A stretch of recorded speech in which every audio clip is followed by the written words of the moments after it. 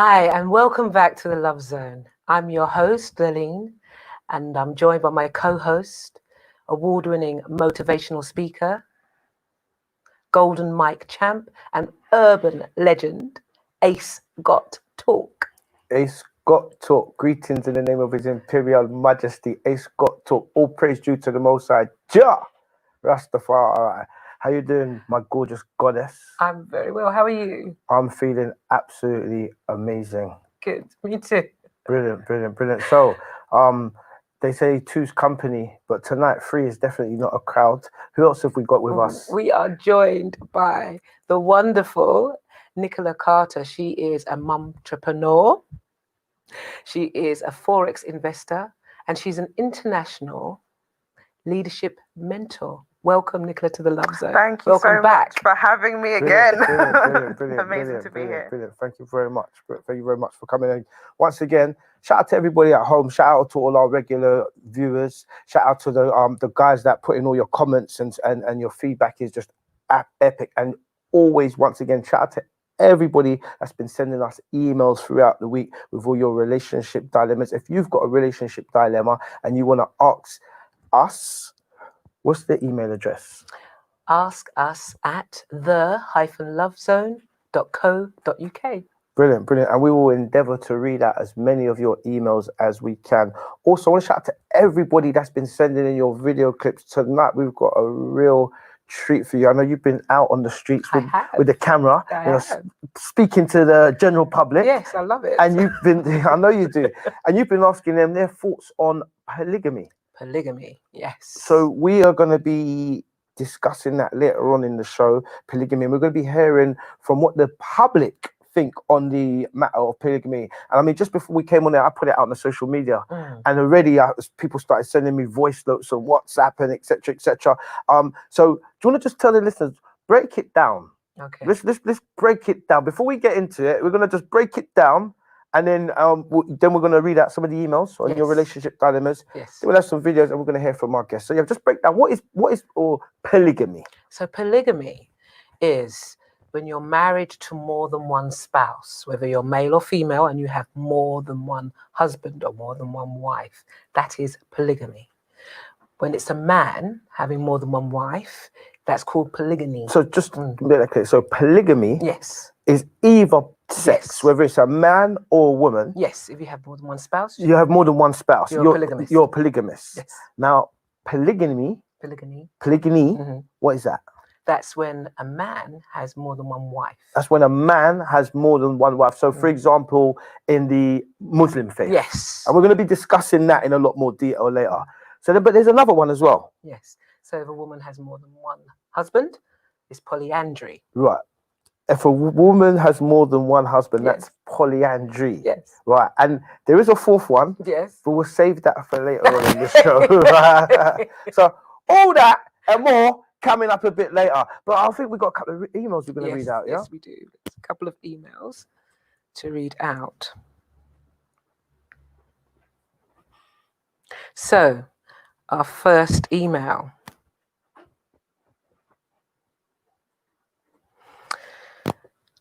It says, "Hi Ace and Lurleen. I'm 33 and never dated out of my culture before.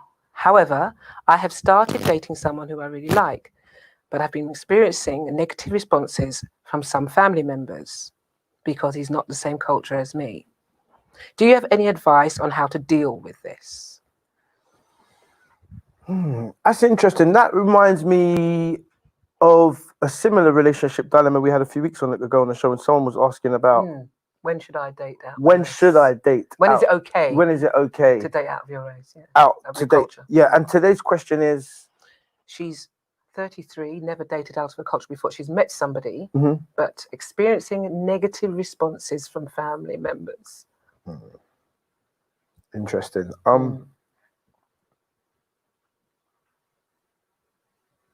Once again, it's actually a subject that I'm quite familiar with. A disclaimer. I have dated outside my culture, you know. I mean, and I have experienced in the past, not myself, but the person that I was dating, their parents wasn't particularly happy with her choice of partner based on my skin complexion. And relationships are tough as it is, just, a man and a woman getting on is complex. And the added pressure from, parents and friends and, society, it doesn't help. It doesn't help. But Ace Got Talk. I've said it before, I'll say it again. Love has no color. So when it comes to the question of dating, I say love is colorblind, and ultimately it's all about it, with respectfully to your parents and your friends, it's all about you and making the choices that make you happy at the end of the day. You can't live your life for other people. Yes. What do you think? I think I agree with you. I totally agree with you. You have to live your life for yourself. However, in some families, who are very close, when you're very close to your family, some people find it very difficult when they're getting negative responses from family members. And sometimes people, families want to shun you if you don't want to follow what they believe is right. So it's true, you have to do what's right for you, but it can be quite a difficult experience for some people. I'm going to put my cards on the table. I mean, I've done this often before, on the show, and I think it's often, when I talk, I like to talk from a place of authenticity. And I use myself as an example because it's real life. I dated an Asian girl for many years. And her father told her point blank, do not do anything to disappoint me. Now that's peer pressure. Absolutely. That's peer pressure and a half. So, like I said, I've experienced these scenarios first hand. Being, dating like I said, an Asian girl, and her father told her, don't do anything to disappoint me. But he's already instilled in her for years, she mustn't bring home a man who is not Gujarati. Right. So when she's at that age where he's suspecting you're probably out, you're probably seeing boys, I haven't really seen you bring an Asian guy home, or I've tried to push you into arranged marriages and stuff, and you've made all kinds of excuses. So parents aren't stupid. They got an inkling. So then they start thinking, I wonder if she's seeing a Muslim guy, or God forbid, a black man. And that opens a can of worms to something which is quite normal for anyone who's gone through this experience. That is, you speak to a lot of Asian people, just changing the subject slightly, but while we're touching on this now, I'm going to throw something else out there, because over the last couple of weeks, twice we've had emails in relation to culture. Yes. And I want to throw this out there. I want to ask this one to the audience. I'm just gonna provoke the thought, and then leave it for you guys at home to tell us. And I wonder if you've got any similar experiences. Like always, send us your email, send us your comments. Once again, the email address is ask@the-lovezone.co.uk. Right. So I'm going to put this one out there. Ace Got Talk. I've dated quite a few Asian girls, and it is totally unacceptable in the majority of Gujarati households for a Gujarati girl to bring home a black man under any circumstances.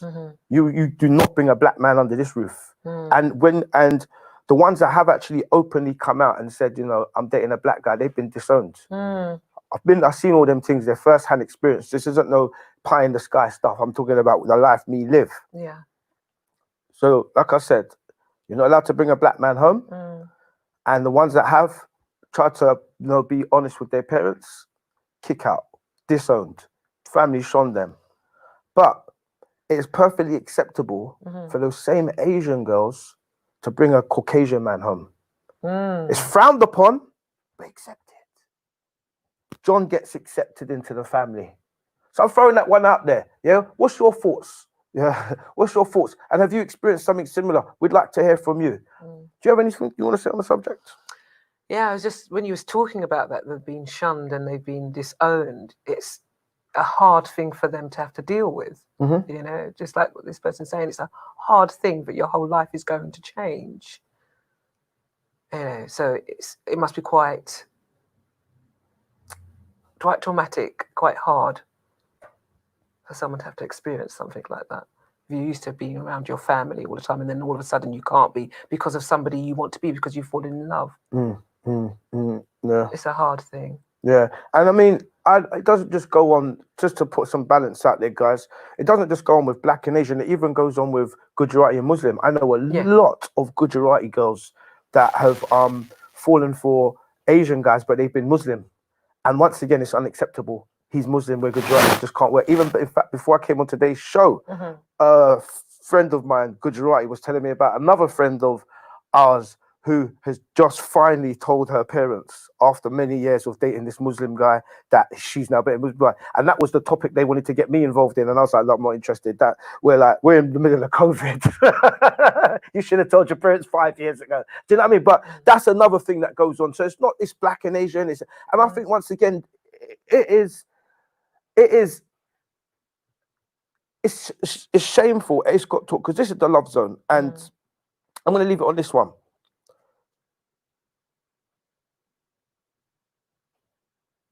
Race doesn't create racism. Racism creates race. Ace Got Talk. This is the love zone. Race does not create racism. Racism creates race. Shall we move on? We shall move on. All right. So our next videos. We want to do another email? Okay. How are we doing for time? I think we can start getting out the video of them now. Videos? Okay. Let's go into it. So as usual, right? Tonight's show, as you know, guys, it's about polygamy. You know, so before we started to get into the little mix, didn't we? Right, all three of us. So, and welcome, Nicola. I don't want to leave you over there too long. Right, Nicola Carter, we want to hear from you. So, it's about polygamy. What's your thoughts on polygamy? For me, that's a no-no. For me personally, no. I don't believe that marriage, from my personal experience, of course, thrives when you start including more than two people into the mix, unless it's kind of an arrangement. And when I say an arrangement, I believe like marriage, the fundamentals of marriage come down to love. And I don't believe truly that you can really devote your fullness in terms of love to more than one person at a time. So if there are other considerations, like some people, you know, they might have marriages for status or for security or for children and them kind of reasons, that's more of an arrangement to me. That's not marriage as I know it to be. So are you saying that you could see it working as an arrangement? So you could be a polygamist if you did it as an arrangement, but not if you loved somebody. Is that what you mean? Yeah, I think for me, like if you're talking about marrying multiple people, obviously within different cultures, it's different. They view marriage differently. Some cultures view marriage kind of like an arrangement. It's for the procreation of the family, and you know, to enlarge the family and to have status and to have certain things, and therefore having multiple spouses is perfectly fine. You know, some people, they get married and they're not in love with the person they marry at that time. They may develop feelings further down the line, but the purpose of marriage was not, I love you, therefore I'm marrying you. Do you see what I mean? But if you marry for love, I don't see how you can marry for love and then marry for love and marry for love and marry for love. So you don't believe that they can love more than one person? Not true. Not without mess. Not without mess. Not without mess. Interesting.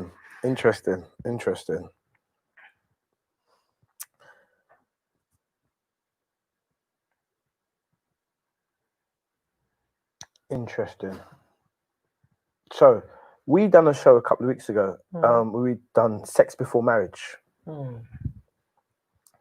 and I asked the $1 million question on that show. I said, "What came first, the chicken or the egg?" Because I think we know the answer to that one.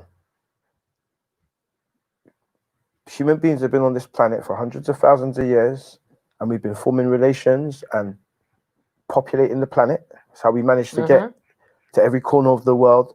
And we've been doing that process of coming together and populating, as them say, go forth and multiply. We've been doing that a lot longer than the concept of marriage. Absolutely. Absolutely. So what's your thoughts on that? My thoughts on that. First of all, as an Orthodox Christian, I have to put that out there. We view the concept of marriage as starting with Adam and Eve. And even though if you're talking about marriage, white dress, church, all that, the formality of marriage, the fact is marriage is a union. Do you see what I mean? Between one person and another person. And for me, that is how it was established and that's how it should be. Do you see what I mean? It's not one person and another person and then, oh, I like that person too, let's add them in. That wasn't how marriage was established. So, do you see what I mean? That's, yeah. Carry on, did you want to say more? No, Okay. that's that. So the idea then, how marriage was established. So the idea that you had a village, whereas you had your partner, but if you've liked the look of one of the other men for the village, you'd go off into the bushes and have fun and come back, but you're still with your relationship with your partner. That used to go on a lot. And then when you got pregnant, you didn't know who it was for, Jack or Tom, but the whole village, it didn't matter because the whole village was raising all the children. There wasn't an ownership on it. So when you say it went back with Adam and Eve, it's not necessarily so that it went back with Adam and Eve, because it was a lot of people just making love and having relations whenever they felt to. Why the importance of marriage came into and establishing lineage, which is why marriage started, so that you knew who was going to be inheriting and things like that. The man wanted to know that his line was his line, how marriage came in.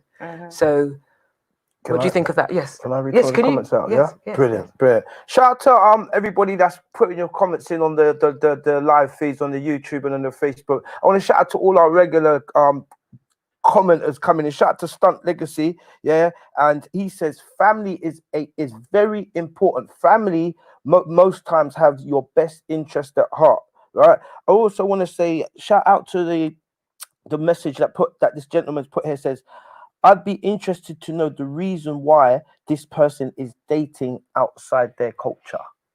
Somebody they fell in love with. Yeah, I would say that as well. Personal preference. I don't think you need to have a reason more than that's who you're attracted to. She said somebody I really liked. I started dating somebody I really like. So yeah. Couple of more comments in there. Someone says, after everything I've learnt from Dr. Umar Johnson, I have to reevaluate. So I think that's in relation to polygamy, you know. And one more coming in there from Stunt Legacy. Again, he said, if a man can afford to maintain more than one woman, then each to their own. So Ace Got Talk. I'm just kind of letting you guys, you know, let it swirl around, let the comments come and see what you guys are going to say. And then I'm going to start to, you know, pattern things up a little bit and set the tone. But let's hear from let's have our first video. Yeah. And then we can start to really open the can of worms and get into the crux of things. Yeah. Let's just rock and roll. Thank you for answering questions on the Love Zone. My first question is, how do you feel about polygamy, which is more than one legally married spouse? Polygamy. I'm gonna say this right now. Like, if you're looking to get married, just be with one person. But because if you try to be with more than one person, it's gonna be difficult because other person that you're with might get jealous of other relationship, and it might be a bit tricky. It depends on who that person is, well, because obviously you can get those girls up. They're freaky, they like that kind of stuff, and they like to be more than one of them, threesomes or foursomes, whatever you want to call it. But if you're going to be loyal to someone, just be loyal to that one person. Okay, and if men were allowed to do it, do you think that women should be allowed to do it too? Yeah, of course, because if women are doing it, men can do it too, because obviously we're both human, do you know what I mean? So I say if a man wants to have 3-4 girls and he can do that, and if women want more than one guy, then so be it. Brilliant. Thank you so much for being part of the Love Zone. You're welcome. Brilliant. So Ace Got Talk. I'm going to set the pace on this conversation, yeah? Let's start to speed it up a little bit. So we're talking about polygamy, and that's either a man and a woman, man or woman having multiple partners. And then we've also got polygamy, Mm-hmm. and we've also got polyandry. Mm-hmm. So I want to start by talking about polygamy Mm-hmm. in particular. Mm. And that's the concept of a man having more than one wife. Yes.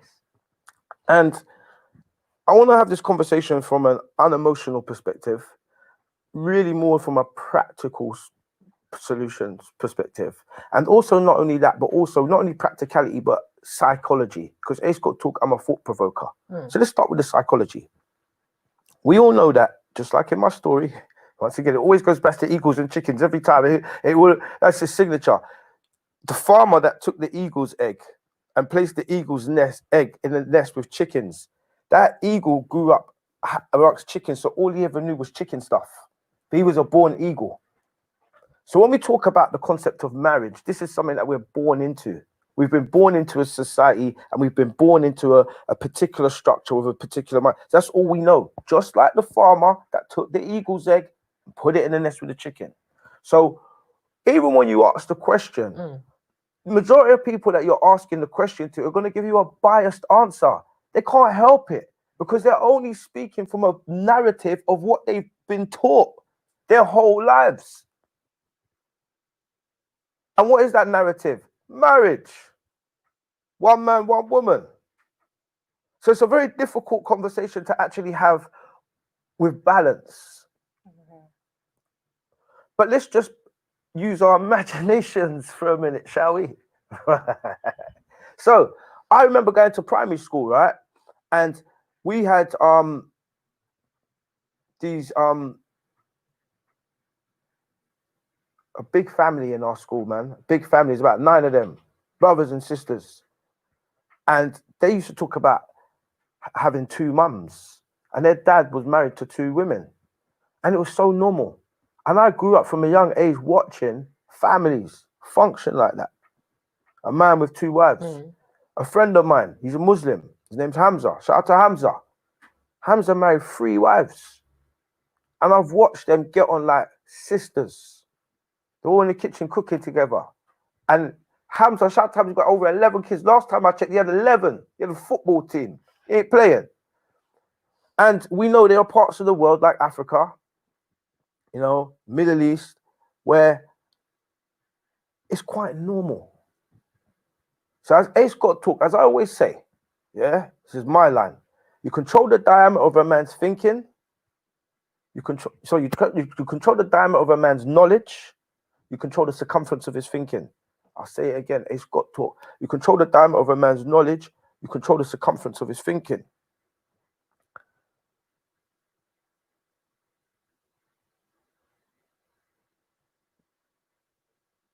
What's your thoughts? You're quite right.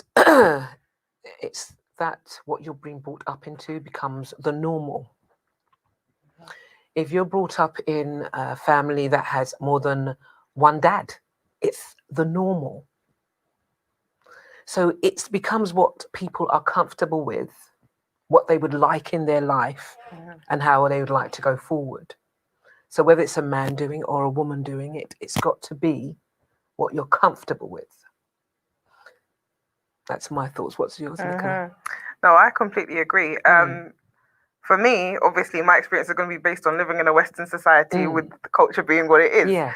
And so that's the context within which I'm answering the question. And in this society, being what it is, I don't see how that's going to work without drama. I mean, I'm not saying it can't work, but I would say the average person being like, okay, let me try this, you know, let me try and see if I can have more than one wife. Let me see if I can have more than one husband.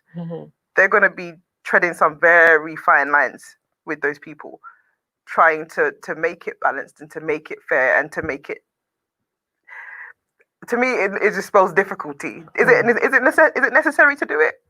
Like yeah, for me, it's just Well, I'm not advocating anything in particular. I'm just setting the table for the thoughts to be provoked, and I'm on the narrative of polygamy at the moment, which is a man marrying more than one woman for reasons, because when we turn the tables around on it, the dynamics change, you know, and I'm happy to do so. But I'm just saying I've seen it work I can't really talk about. I have never witnessed personally. I don't know any women that have had 3 or 4 husbands for me to give that kind of perspective. But I've grown up from a young age and seen many men have multiple wives, and where they came from, you control the diameter of a man's knowledge, you control the circumference of thinking. That was normal. And going back to the question I posed about what came first, the chicken or the egg, where did this concept of marriage come from? When did it start? Who was the one that decided we needed to get married and why? We need to look into these things, right? Why do we have to go to somebody to get a license? Why do we have to get someone's permission to get married? Where did this come from? What was we doing, our ancestors, hundreds of centuries ago, before these Western concepts got embedded into our psyches? But this is what I was just saying to Nicola about the lineage. It was to do with the lineage. So that who would be inheriting from you? So who was coming from your loins? That's why the whole concept of actually owning and marrying and having that one woman had to be just with you, so that she be sure that what came out of her body came from you.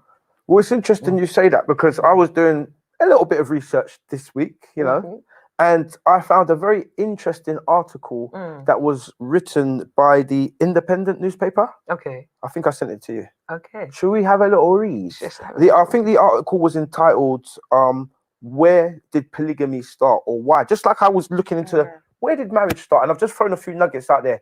I want people to go and do their own research. Why do we need to go to somebody else? Think about that. If me and you were unifying Sosman, why do I need his permission? Do I need to get a certificate? But that's something you've got to look into. But just like I was looking into the depths of where this whole marriage concept started, I was trying to find the origins of how far polygamy went, to just really do some reference with that. But that article, it's the Independent, isn't it? Yes, It's the Independent. And what's the title of it? What are polygamy's origins? What are polygamy's origins? Origins and lemons. Okay, it says no one knows, but there are clues. It is most common in places where pre-colonial economic activity centered around subsistence farming, which requires a lot of manpower. Africa being a prime example. High levels of infant mortality may be a factor. When many children do not survive past the age of 5, a family needs more than one child bearer to be economically viable. Then there is war. When a lot of men die, having more than one wife boosts the population most swiftly. The more wives a man had, the more military and political alliances he could forge. Wealth and status become wrapped up. I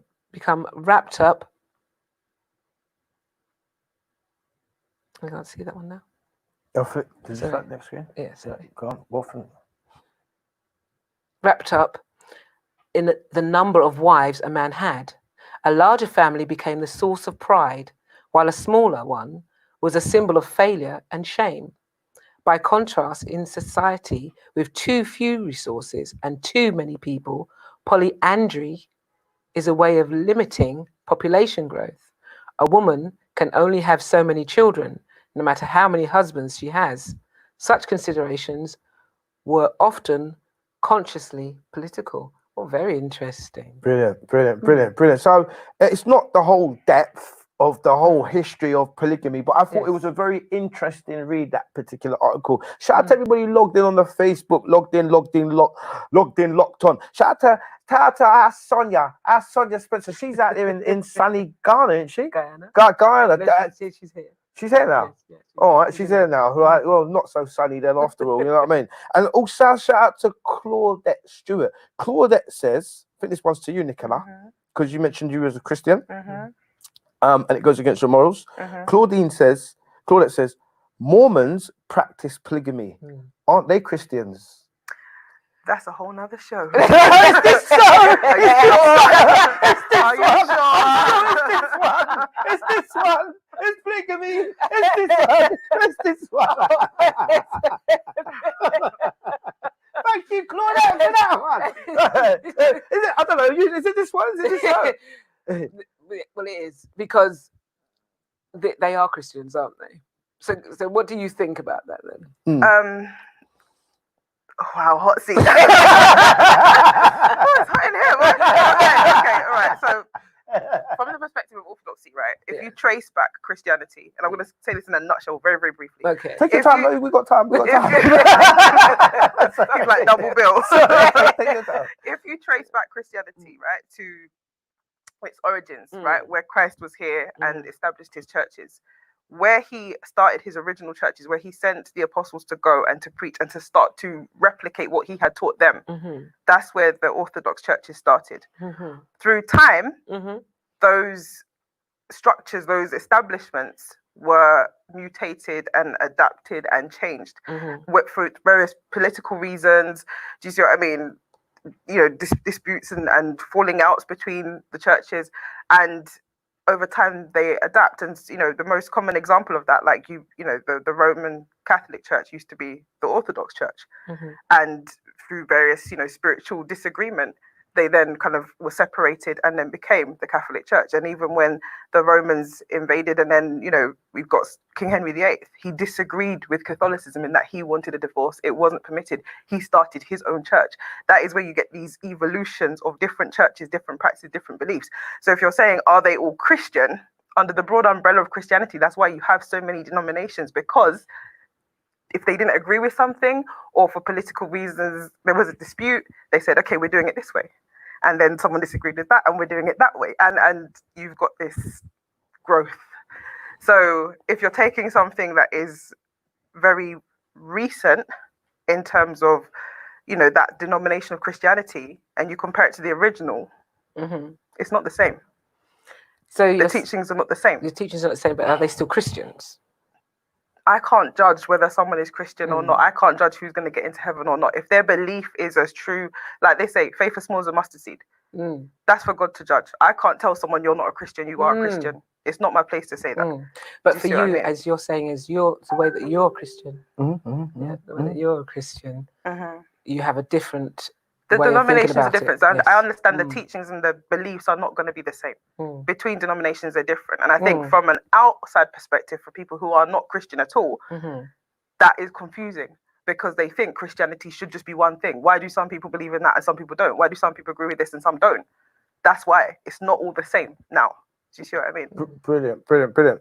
Shout out to all the comments coming in. We've got a lot of comments coming in. Guys, I'm going to need to clarify a statement I made. So I'm going to read your comments out, and then I'm going to clarify a statement that I made, so we're clear, because there is a bit of misconception going on. So shout out, thanks to Stunt Legacy and everybody comment in.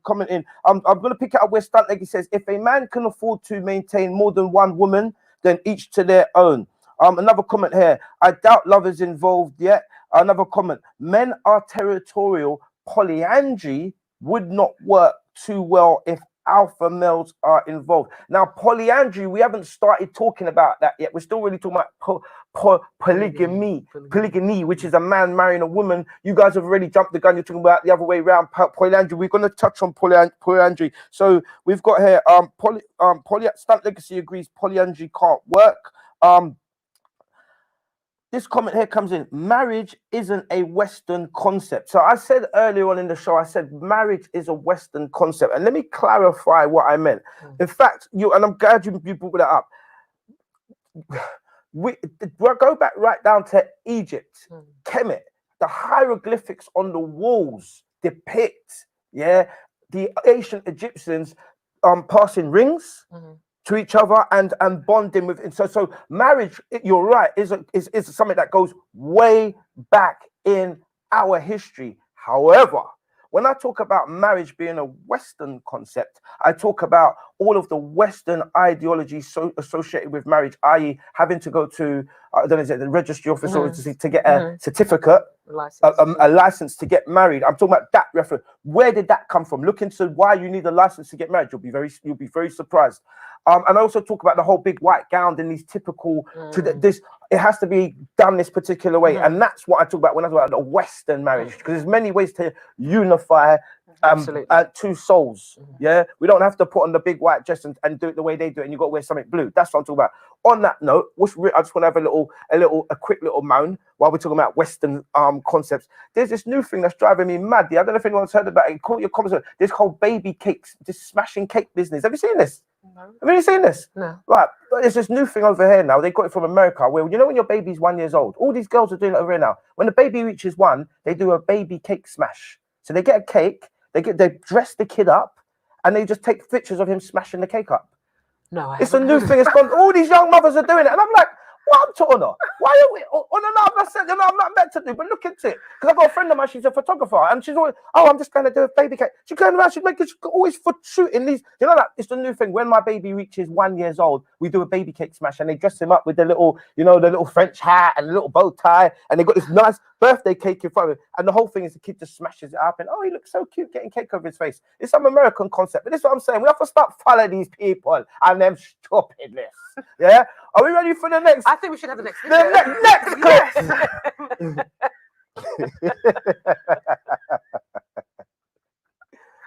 Oh dear.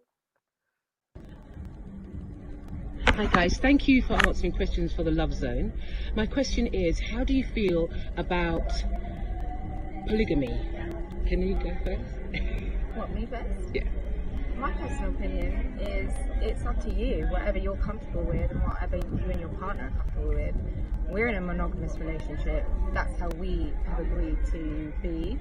But if someone else wants to be in a polygamous relationship or marriage, that's up to them. I don't really have any problem with it. Okay, and you're? Yeah, I pretty much share the same sentiments. It's consent, isn't it? If people are happy to be in a polygamous relationship, then so be it. Polyamorous, whatever you want to be in, as long as the other side knows this is what you're in, then there's no problem with it.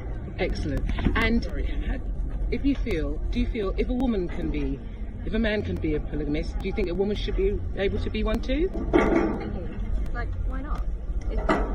Why is it just men that are allowed to do that? I think it should work both ways. Again, it's down to consent. You're consenting adults and you've decided to do that. I don't have a problem with it.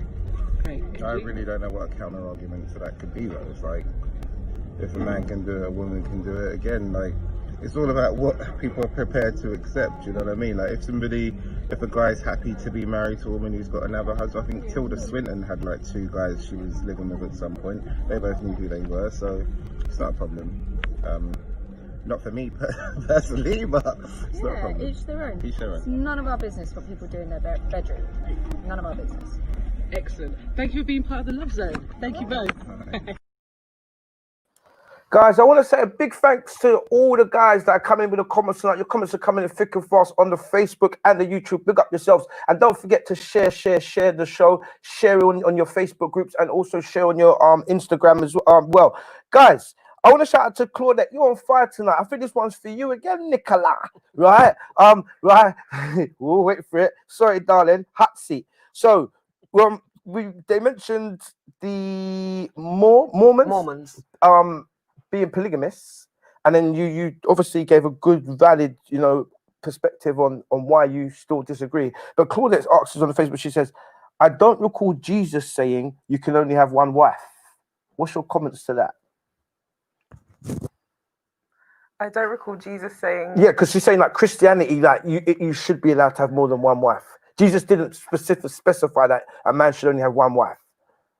Okay, but if I tell my son, don't go smash someone's car window, does that mean that it's on? So would you say you'd still disagree and say, as a Christian, you should only have one partner? I say that, yeah. What's your thoughts? It's interesting. I think because earlier you mentioned, going back into the time of Jesus is why that comment has come in. With the different types, as you said, you explained there's different types of Christianity and so forth, and things have evolved and things have changed and people do different things. Your viewpoint is, as far as you're concerned, the type of Christian that you are, is what you're saying, is that you don't believe in polygamy. That's right. It wouldn't work for you. That's right. Yeah. Yeah. That's what I think is happening there. And in relation to polyandry, now let's talk about polyandry. What's your thoughts, Nicola, on polyandry? So now go the other way. Forget the man now. What's your thoughts on a woman marrying more than one man? And forget, well, we know your personal views as a Christian. That's fine. We respect those. But the practicalities of a woman having more than one, do you think, you know, for example, say if it's good for the goose, it should be good for the gander? Well, yeah, speaking from a practical sense, if men have that ability and that right, then there's no reason why a woman technically couldn't have that ability and that right. Although it would be interesting in terms of the fact that, like you say, women can only have one child at a time. Do you see what I mean? And I know there are some cultures, I think I read this a few years ago, there are some cultures which, we talked about the alpha male, where there are alpha women. Yes. And the women actually control the marriage and the relationships. And do you see what I mean? Women will have multiple husbands and multiple men.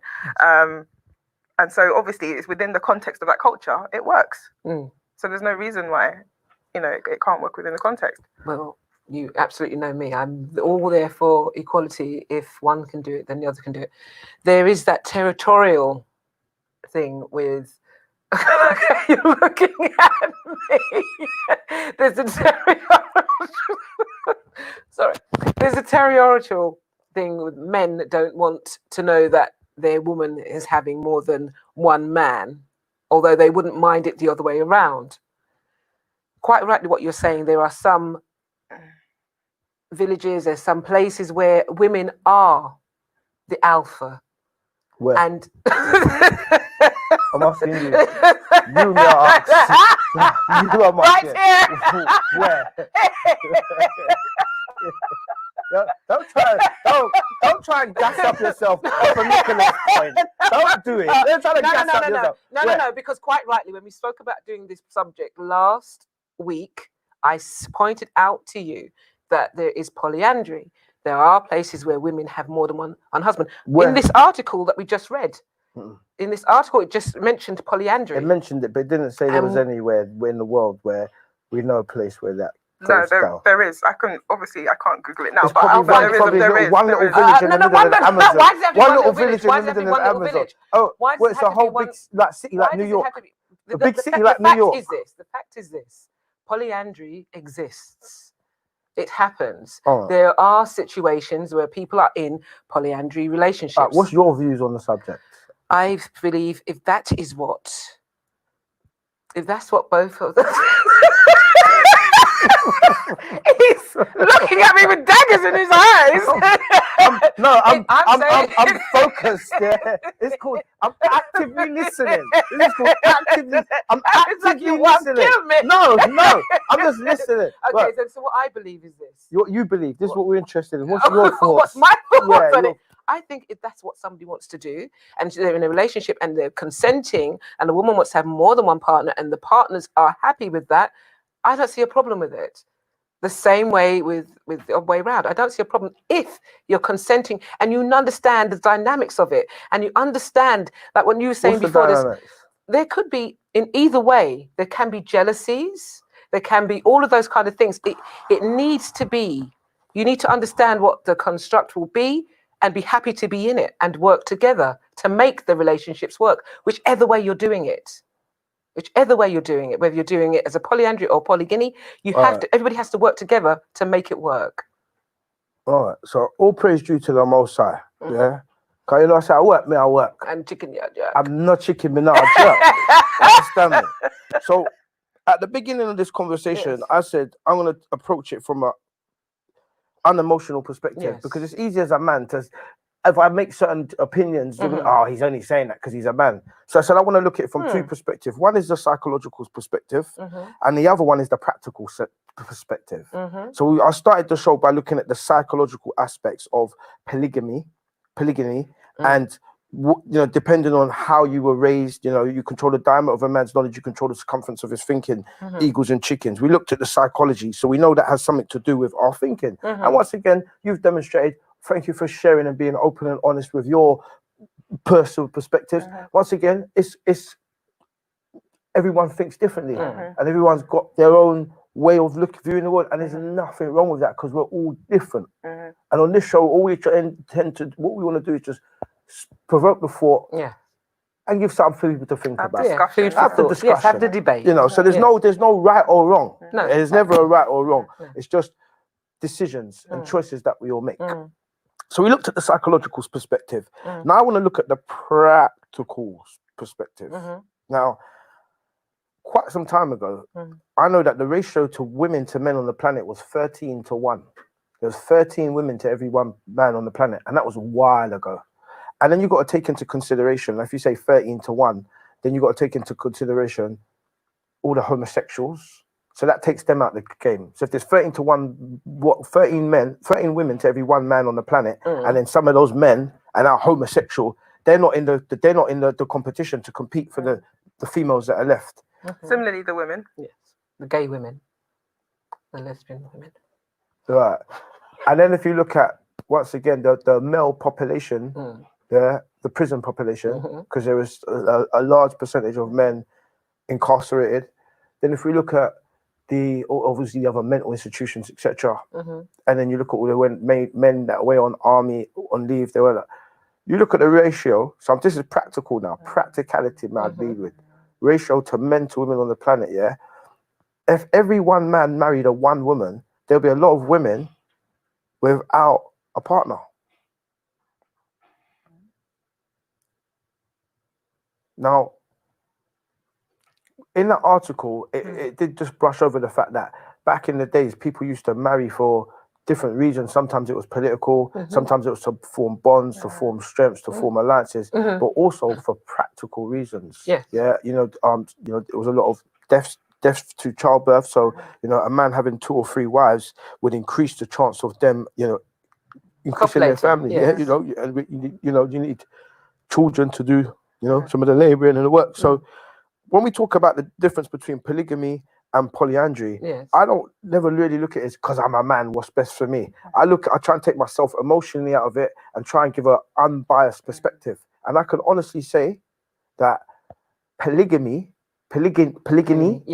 has a lot of practical benefits. That's what I'm putting at this. Practice. So there are a lot of practical reasons why a man might choose to marry more than one wife. And even in the Islamic faith, there's so many practical reasons why a man could marry more than one wife. Yeah. Can you? I'm gonna give you this. I'm gonna give you. Start with you.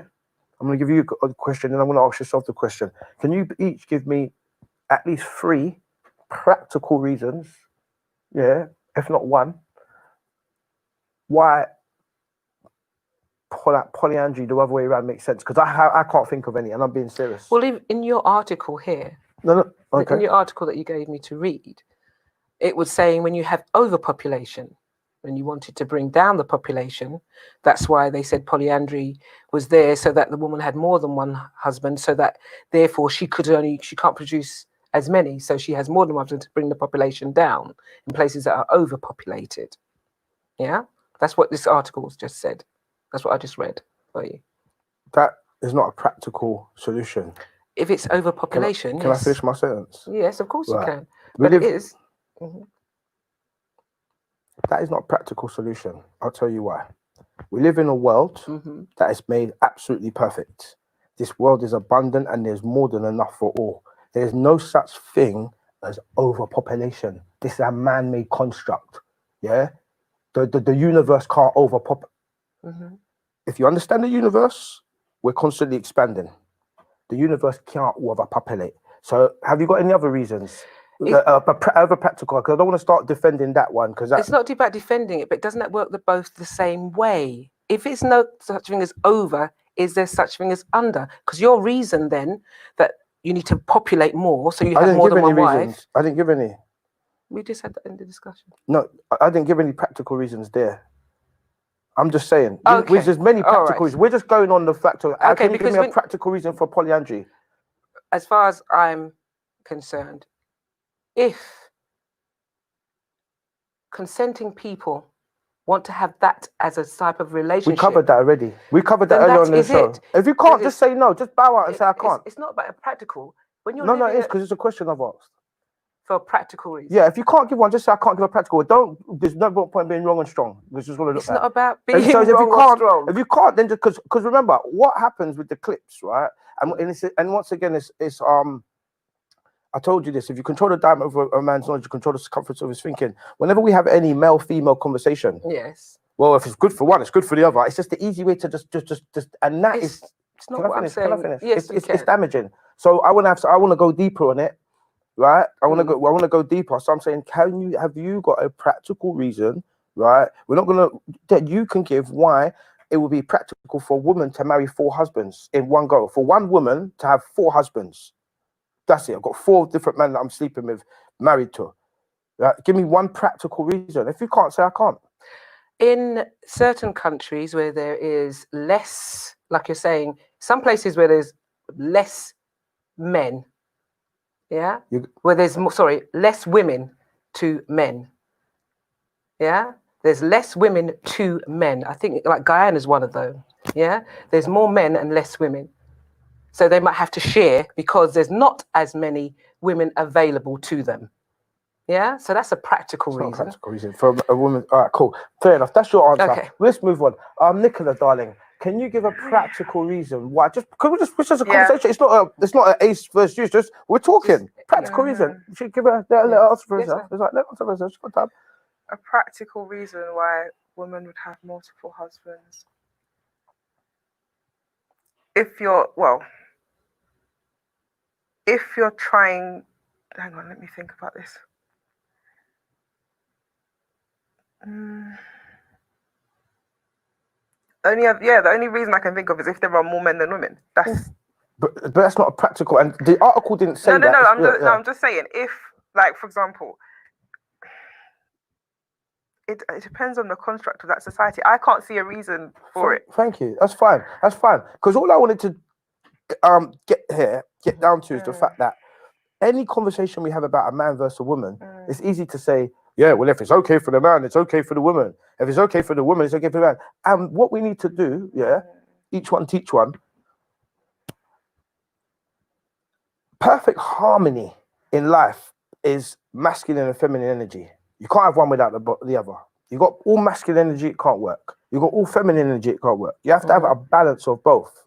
But this is the love show, and we try to get to the crux of the dynamics of a relationship. And Ace Got Talk, I'm putting this out there. The dynamics of a good, healthy relationship is appreciating each other's differences. Absolutely. I don't want to be like you, and I don't want you to be like me, because I bring something masculine to this party that you can't bring, and you bring something amazingly feminine that I could never replicate. But us respecting those differences in each other is what it brings that unison and that harmony. Do you understand me? So even when we have a conversation like this, where we talk about maybe a man marrying more than one wife, or a woman marrying more than one man, we could take out the lust. We could approach this from an unemotional. It's not I want to have 10 women, because any man could get 10 women. But I'm saying from a practical, I've looked at this from a practical point of view, and I've looked at, like I said, the reasons why in Islam a man can marry. One reason is this: you might have a brother man, friend of yours, and he dies. Unfortunately, car accident. He left his wife and 4 kids. Right, rather than just do what they do on EastEnders, Fireford Bond and Coronation Street, where my man's just slipping around there and slipping one in his brethren's missus. That's no good. That ain't productive. You know, so in Islam, they say it's better you marry the woman, you take her on as your wife, and you take care of that family. So you're taking on a responsibility. That's a practical reason to marry, and like and it's got to be done consensually. So you have to go home and say to your wife, look, I would like to marry so-and-so. And if your wife gives you permission, I'm not saying this for everybody. I'm not saying it's right. I'm just giving you, I can see the practicality in that. Equally, that can then be an argument for polyandry. In that if the mother of a family dies, leaving maybe young children and a husband, a woman that already has her own family, has her own husband, could take on that family. Which is what I meant. No, don't do it. You're jumping on. I'm not, because you're jumping on what Nicola said. I was trying to give you that same scenario. And you used that. All right, cool. The practicality of it. You didn't say that. Look. Okay, go on. Let's go. Look, because we could rewind the tape. When the question was posed, you didn't say what she just said. She just gave a practical reason of her, and that was authentic. So let her have that. Don't say that's what I was trying to say. And you misquoted the article because the whole article was talking about polygamy and the practical benefits of polygamy. It mentioned the word polyandry at the bottom once, and you've sung that. Oh, and it mentioned this, and you've misread the article. But I'm not going to even dwell into you're wrong. You're wrong because it's not misreading an article. All right, let's read it again. Okay, you want me to read that section? All of it, all of it from the TOP. Okay. Because if you listen to the article's talking about the practicalities of a man marrying more than one woman. Yeah. Okay. Let's read it out from top. Nice so no one knows, but there are clues. It is most common in places where pre-colonial economic activity centered around subsistence farming, which requires a lot of manpower. Africa being a prime example, high levels of infant mortality may be a factor. When many children do not survive past the age of 5, a family needs more than one childbearer to be economically viable. Then there is war. When a lot of men die, having more than one wife boosts the population most swiftly. Pause just there for a minute. So we've got just in that several reasons, practical reasons, all different reasons why a man could possibly marry more than one woman. We're just putting it out there. Maybe. Yeah, carry on. The more wives a man had, the more military and political alliances he could forge. Wealth and status became wrapped up in the number of wives a man had. So pause just there, right? I pulled up this article. The first one starts with, I've given you 24 practical reasons why a man could marry more than one woman. Yeah? Carry on. A larger family became a source of pride, while a smaller one was a symbol of failure and shame. All now, they haven't mentioned polyandry yet. That's why I said I gave you a big article and you've taken one little bit and tried to smear the article. That article's all about the practicalities of why I'm at. And that's the Independent newspaper. That way I didn't even go deep. That's all the practical reasons. Like I said, we're not talking about lust. We're just talking about practical reasons. War, famine. Wealth and status is not a practical. No, but all the others, warfare. You're doing that again. You're picking holes in the article. Carry on reading. Let's just finish the article. But okay. By contrast, in a society with too few resources and too many people, polyandry is a way of limiting population growth. And I'll say it again, that's not practical. Just because it was written there doesn't make it practical. So you jump to that because you had nothing. Oh, well, the article says it doesn't make it practical. But anyway, I'm going, Nick. Can I add some balance? Yeah, go on. Okay, so if overpopulation is not a practical, if overpopulation is not a practical reason to have polyandry, right? That's what you're saying. I don't believe in overpopulation. Yeah, I know, but if you're saying that's not because you don't believe in it, then is there such a thing as underpopulation? Which is a question. Hang on, wait. Is there such a thing as underpopulation? In your mind, if there's no overpopulation, is there underpopulation? No. Okay, hang on. So if there's no underpopulation, then losing manpower through war or disease or death or whatever, and therefore you have reduced numbers, which is underpopulation, right? Does that discount those?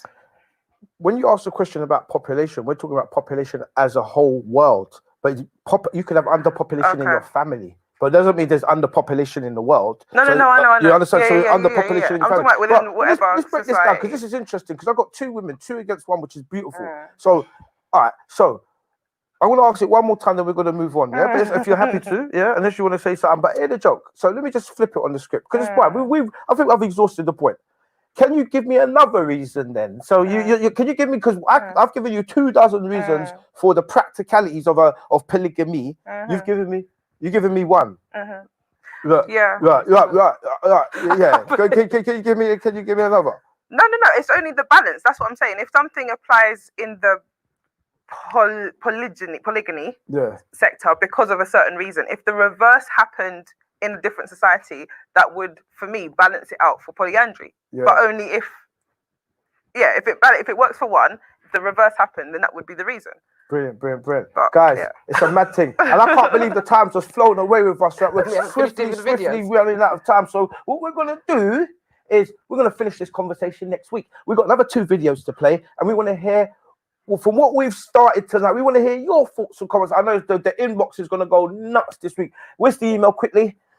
Ask us at the-lovezone.co.uk. Brilliant. So join me and my beautiful Royal Empress of a Goddess co-host Lurleen next week, same time, same place. And do you want to just give them the outro? Thank you so much, Nicola, for being with us. Thanks, Nicola. God bless you, man. We And love thank you for putting my Nicola. point over again. No, thank you for having me. I'm Thank just you here so to much. discuss and understand. That's But thank you so much for being with us. I hope you enjoyed being on the Love Zone. Yeah. We hope to see you again 8 o'clock next week. Yes, yeah, man. Until then, stay blessed, Salud.